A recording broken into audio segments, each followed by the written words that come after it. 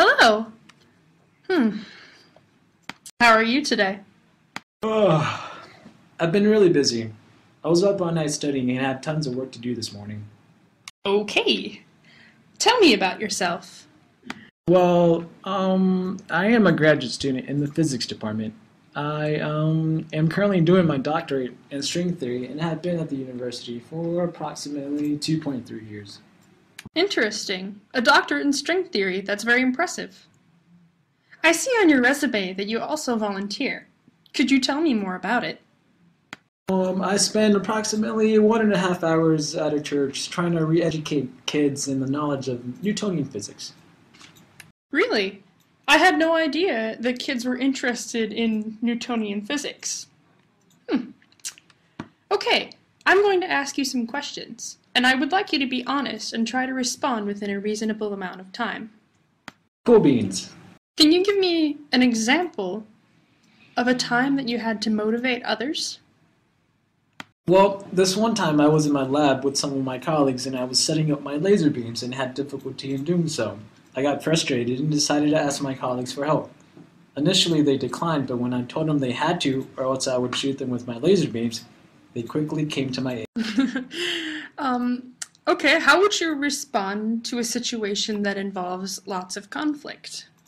I was having a debate with a friend of mine about the space-time continuation of dark energy particles. My friend kept telling me that the energy particles could not be measured, and therefore it was impossible to measure their space-time continuation. I, on the other hand, told him that it was possible. I then showed him a YouTube video in which Professor Dawkins clearly stated that I was right. Conflict solved. I was right. Interesting. Can you give me an example of when you tried and happened to fail? In one of my lab experiments, I had a colleague set up one of my photon laser cannons to do this experiment on retroactive particle disintegration. It took me hours to set up the experiment, and then I allowed my colleague to do this one thing, and because of my trust in him, my experiment and the data acquired ended up being useless. Well, that's unfortunate. Do you happen to have any questions about our organization or the job? Nope. Thank you for your time. We'll get back to you.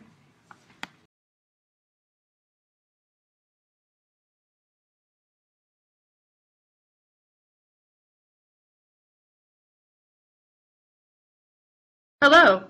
Please have a seat. Hello, my name is Joe Smith. Nice to meet you. How are you today? Doing well, thank you. How are you? Fine. Thanks for asking. Now, tell me a little bit about yourself. Well, I'm currently in my last semester of graduate school, where I will graduate with my master's in physics. I'm a full-time student, but I try to find time to help my church and community. I see on your resume that you volunteer. Could you tell me more about that? Yes, I tutor middle school kids at my local church. The majority of these kids are underprivileged and are having a hard time at school. I try to teach them not only about math and science, but also try to instill in them a sense of pride and responsibility. Wow, that sounds interesting. I'm going to ask you some questions now, and would really prefer if you would be honest and try to respond within a reasonable amount of time. Okay. Can you give me an example of times when you motivated others? Well, on one of the projects our team was falling behind schedule due to the difficulty with setting up the experiment. I tried to motivate others and persuade them to put in the extra effort by spending extra time in the lab myself. As a result, the whole group started to put in the extra time until we were back on schedule. That's very admirable of you. It's kind of impressive how you would be able to get people to work like that. Now, how would you respond to a conflict situation? I was having a debate with a friend about the space-time continuation of dark energy particles. A friend proposed that energy particles could not be measured and therefore it was not possible to measure their space-time continuation. I politely told him that this was not the case and that I could show him why. I then referred him to the journal article in which Professor Dawkins proves that dark energy particles could be measured. My friend was convinced and the conflict was resolved. That was an admirable way to use logic and scientific protocol to be able to solve a dispute. Can you give me an example of when you tried and happened to fail? In one of my lab experiments, I worked with my colleagues in setting up photon laser cannons to do this experiment on retroactive particle disintegration. We took hours to set up the experiment. The data we collected ended up not being useful because of an error in the setup of the experiment. Although we failed, we set up the experiment again and collected data that was very informative and useful. That's a good example. Science is very frustrating sometimes, and so is the real world. But I'm glad you kept persisting until you found something useful. Do you have any questions about our job or the organization?